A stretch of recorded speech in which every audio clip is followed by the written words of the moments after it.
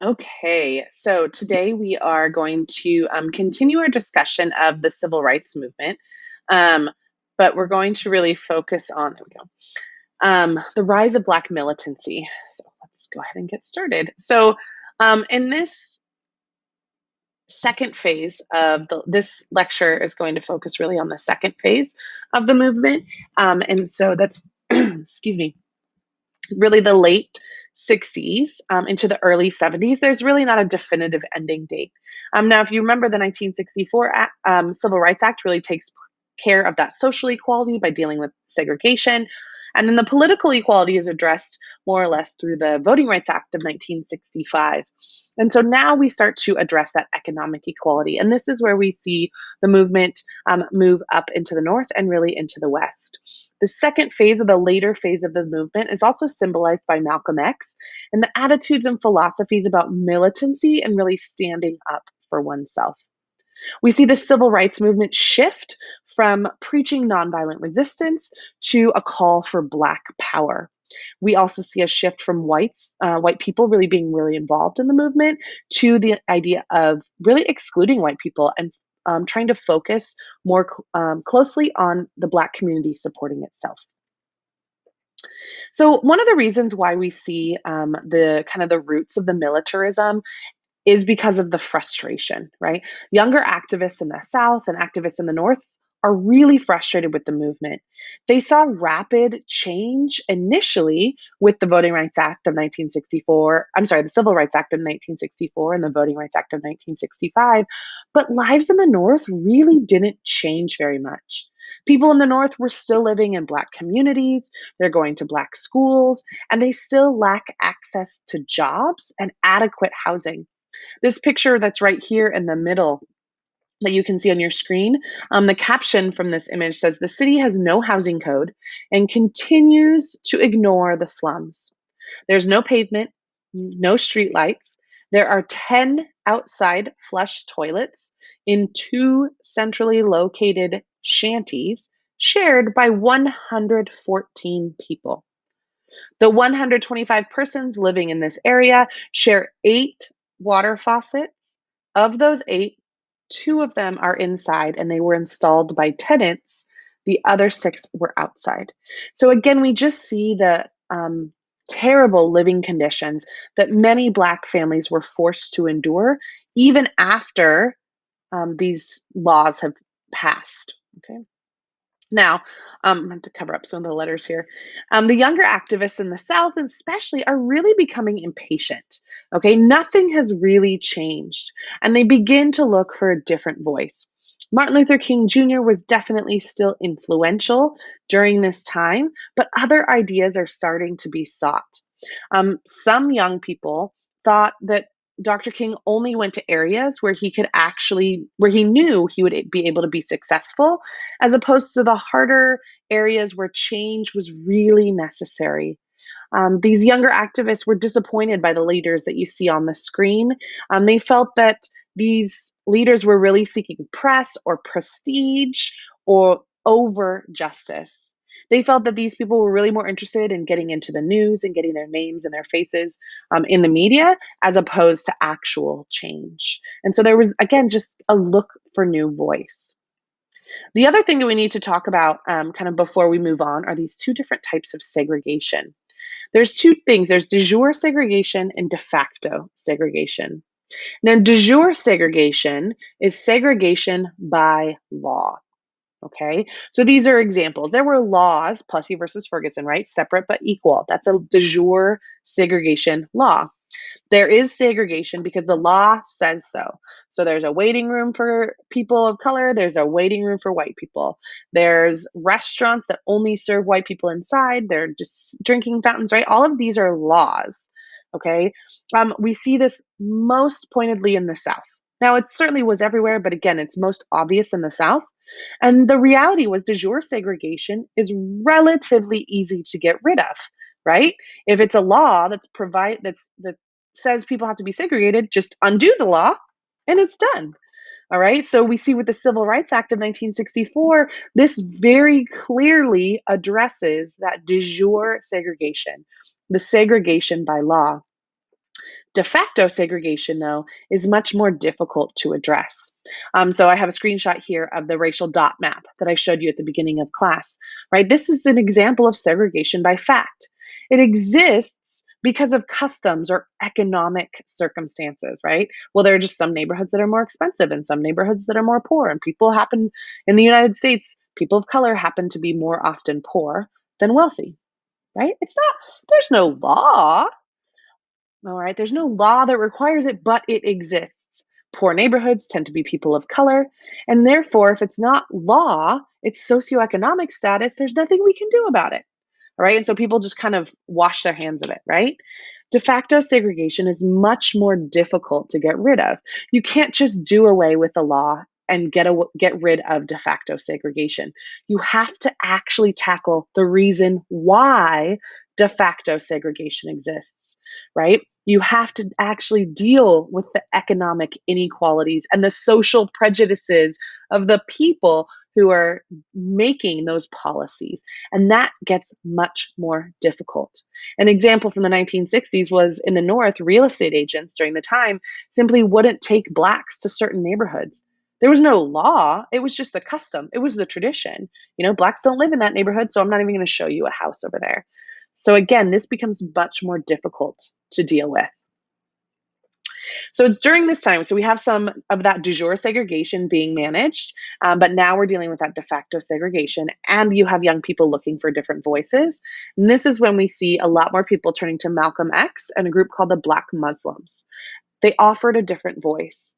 They encouraged African Americans to take pride in their heritage and to become self-reliant. This should sound kind of similar to Marcus Garvey in the Back to Africa movement, right? He argued that people can't depend on white society. Malcolm X and the Black Muslims had a very similar message. They argued that Black people needed to learn about their culture and become educated in order to depend on themselves. All right. They criticized nonviolent actions as too passive and argued instead an eye for an eye, not turning the other cheek, as as Dr. King would suggest. This message was significantly scarier to a lot of white people, right? And Dr. King actually used this to his advantage. He said, hey, look, if you don't want to, you're going to have to deal with me. Because if you don't deal with me, you're going to have to deal with the other guy. And he was referencing Malcolm X. And people began to realize that too. They began to realize that if they didn't side with Dr. King, that they would have to deal with Malcolm X. And we saw some historians argue that's why we saw some of that change happen in 64 and 65 because Malcolm X was rising to power at this time. Malcolm X actually called the Dr. King's American dream, right? That I have a dream that one day all our children are going to hold hands. Malcolm X actually called that the American nightmare. Okay, he didn't want integration. Malcolm X argued that this would damage African American culture and their status in society. He didn't want all the Black kids and white kids to be together. He argued instead for what's called separation or separatism. Now, it's important you understand separatism is not segregation, right? Segregation is imposed by law, by custom, or by tradition. It's not voluntary. It's imposed on someone, right? Whoever's in power is imposing segregation on those not in power. Separatism is a choice. African Americans, Malcolm X argued that African Americans couldn't achieve equality in our society because our society was dominated by white people. Therefore, they had to establish their own neighborhoods and their own economic structures in order to be successful. Okay, and he loudly and strongly called for separatism. We do see a transformation, though, in Malcolm X in the middle of the 1960s. Ultimately, he actually gets kicked out of the Black Muslims. This was supposedly due to comments that he made about the assassination of JFK. But the reality is, he was gaining too much power for the Prophet Elijah Muhammad, and he began to know too much about the Prophet Elijah Muhammad's personal life. And so the Black Muslims end up kicking him out of power. It's during this time that after this time that he actually goes on a pilgrimage to Mecca, which is a really important part of the Islam tradition and religion. And he begins to actually change his views. And sees that maybe we need to seek middle ground. When he was in Mecca in this pilgrimage, he saw people of all cultures worshiping together. And he saw the whites and blacks can live peacefully together side by side. He saw this in other countries, right? And so he begins to actually organize his own group and ends up reaching out to Dr. King and the SCLC. In fact, when Dr. King was in prison in Selma, Malcolm X actually comes to visit and has a visit with Dr. King's wife, Coretta Scott King, during that time, saying, "Hey, maybe I can help." All right. And he begins to see that compromise was possible. Unfortunately, though, in 1965, Malcolm X was assassinated. He ends up getting assassinated by the Black Muslims. And the reality is, we never actually saw as a country where we could have gone with his new mindset, or if he had been able to process his ideas and gain more followers. But his philosophy and his ideas helped to really frame the next phase of the civil rights movement. And we see this begin in 1966 with the call for Black power. We see a shift. Instead of the call for freedom, right? Instead of Blacks walking down the street chanting freedom, we see young people, especially, walking down streets chanting Black power. Stokely Carmichael was one of the leaders of this time. He actually becomes the chairman of SNCC, the Student Nonviolent Coordinating Committee. And he was chosen over John Lewis, who up until this point had really been kind of seen as the leader. John Lewis was really closely connected to Dr. King and led the march in Selma. But he was seen kind of as old school or an accommodator. Stokely Carmichael was much more passionate about promoting Black power, and he sought to exclude whites from the organization at this point with SNCC. And it wasn't that whites couldn't necessarily help, but he just argued that, again, this idea of separation. Plus, also in 1966, we see white commitment to civil rights begin to dwindle anyway. This is the time of Vietnam War was happening as well. And so a lot of the kind of protests and the movement within white community begins to shift and begins to become an anti-war movement instead of a civil rights movement. And so we see that begin to happen under the during this time in the mid 1960s. So this idea of Black power is really about self-determination and self-sufficiency. The Blacks need to be able to make decisions for themselves and be able to take care of themselves. This is really directly related to what Malcolm X was preaching. Black power was a call for justice. The law needs to treat Black people fairly. It was a call for economic power, that Blacks need access to better jobs, better housing opportunities, better schools. African Americans need to have representatives in government. There needs to be fairness in law enforcement. They called for an end to police brutality and racial profiling within law enforcement. And they began to stress Black pride and embracing African culture. This, at this time, is also when we start to see race riots break out across the country. So I'm gonna have to cover up some of these words here, so that you can see the images. But as you can imagine, again, this call for Black power is a little bit scarier to white society at the time, and so that increases the tension. And if you remember back to Martin Luther King's letter from Birmingham jail, he talks about that tension. He talks about that, a lot of the white moderates are calling for peace, but it's really a negative peace, a peace that's an absence of tension. Whereas positive peace is where we've actually kind of aired out that tension and created justice, right? It's not just about order where everybody's like, everybody's obeying all the laws, but it's about justice, everybody actually being equal. And that's what positive peace is. So this tension is there. And this tension between white society and the Black society that's angry, and it erupts into riots between 1965 and the summer of 1967. There are a series of riots across the country. Okay. People are frustrated by the little improvements in the conditions in the North. Again, we talked about they had de facto segregation. They were living in poverty. They were still going to segregated schools 10 years after Brown versus Board of Education. One of the riots that began all this was the Watts riot, a neighborhood in Los Angeles. This begins in 1965. And then we see Newark and Detroit, and riots break out all over the country. Now, Watts began with a minor traffic violation, and rumors began to spread that cops had shot at a pregnant woman. This ends up erupting into 6 days of looting and violence. And it makes sense, right? The Black community had not had access to all of this economic opportunity. And now all of a sudden, there's this chance to get in and grab the things that they'd never had access to. And they're frustrated by their lack of economic power. So they see this opportunity to get what they want. It's during this time there's so much rioting happening, and the police and law enforcement have blocked all the streets that fire trucks can't even get in to put out the fires. Cop cars begin to be targeted because they're blocking people from coming in to actually help. And this spreads to other cities. By the end of the summer of 1967, 141 people are killed. 4,552 people are injured, and there are millions and millions of dollars in damage to Black communities. The law enforcement had kept all the riots, all the looting in the Black communities. And so the neighborhoods that were already poor are now even worse than they were before. President Johnson sees all of this happening, and he decides he doesn't understand. He's like, "What? Why are you so angry? I passed the Civil Rights Act of 64. I passed the Voting Rights Act of 65. What is going on?" So he creates a commission that's created to investigate the cause of the riots. And this is the Kerner Commission.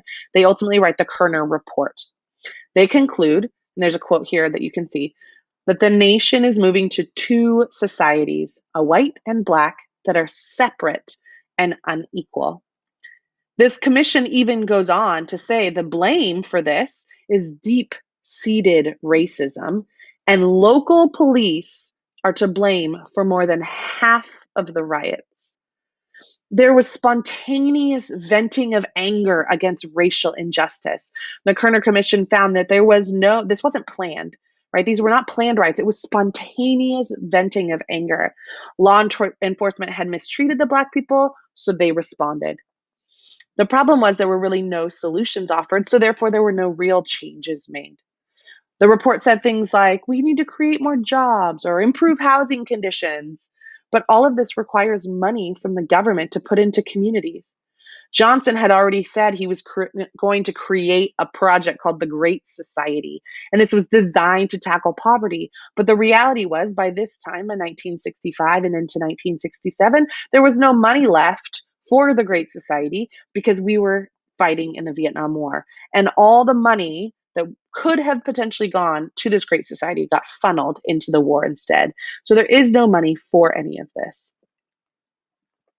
So out of all of this report that the government has said, two and unequal societies, this call for Black power, we see the rise of Black militancy.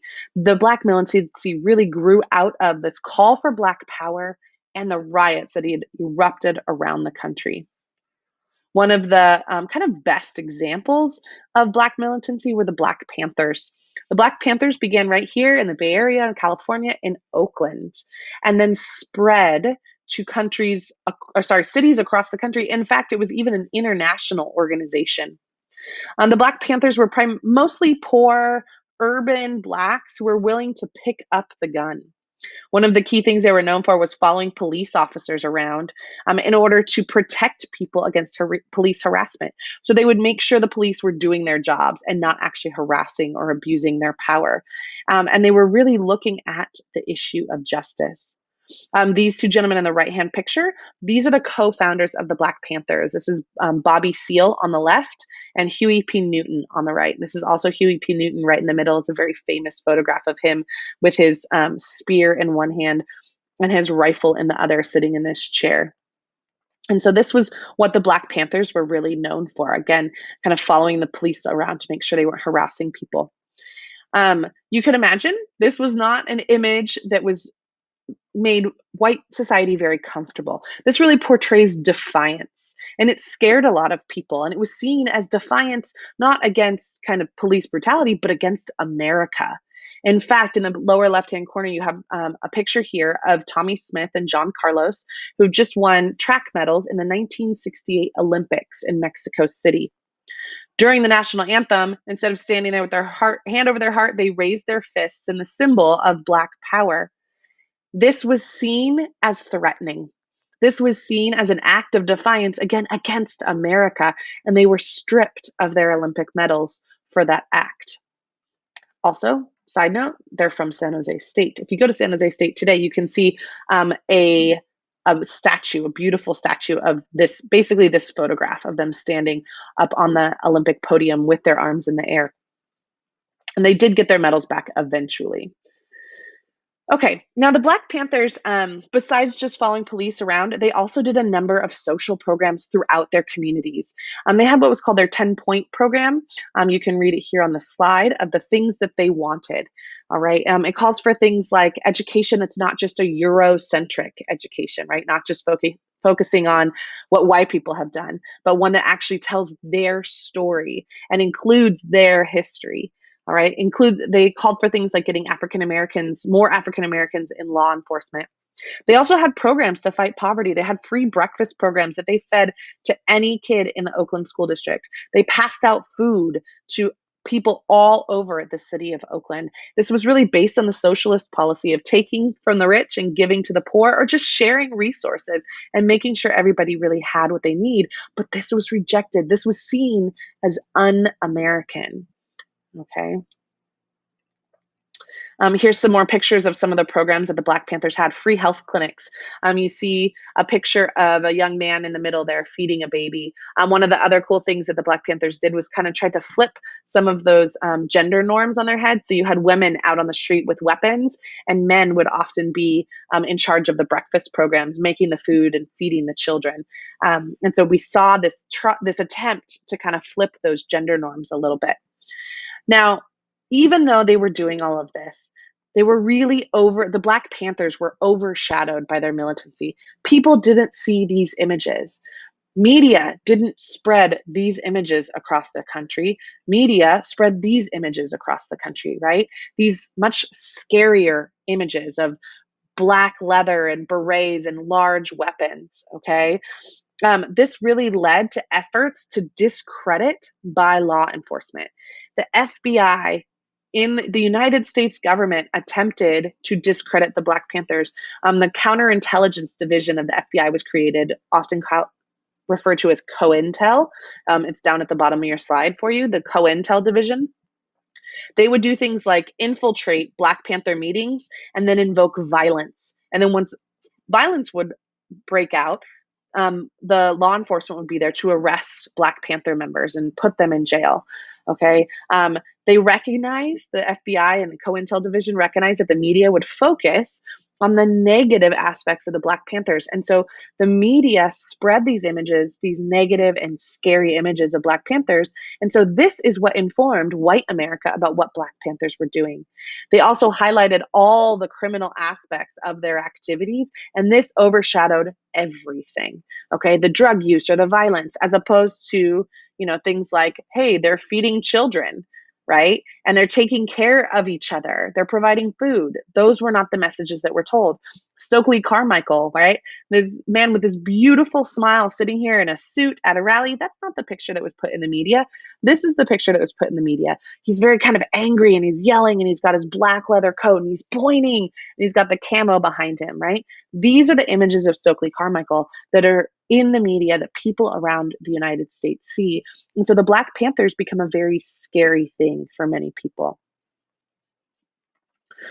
And ultimately, we kind of wrap out the decade and into the early 1970s with a call for Black pride. So we shift from Black power into Black pride. And we really see this kind of full circle now back to the Harlem Renaissance, right? Move down here a little bit. This idea of encouraging self-respect. We see in the beginning in the 1970s, this push for celebrating Kwanzaa spreads across the United States and celebrating the heritage that came from Africa due to young people and the fight that college students were fighting. We see Afro-American studies beginning in colleges across the United States. And we see this call for Black is beautiful and this battle against the internalized racism, or the racism that existed within the African American culture itself, right? You have the middle class Blacks and the poor Blacks fighting against each other. And this call to try to stop that and to band together to support one another. and to reject the efforts to really fit into kind of white beauty or white society. And so this is what kind of how the civil rights ends. The movement ends with this push and this call for Black pride into the 1970s. This is officially the end of our lecture. If you have any questions, please make sure you reach out to me. You can email me. You can stop my office hours. Make sure you do your questions and your summary for the lecture after you're done with your notes. And thank you so much. I hope you enjoyed it.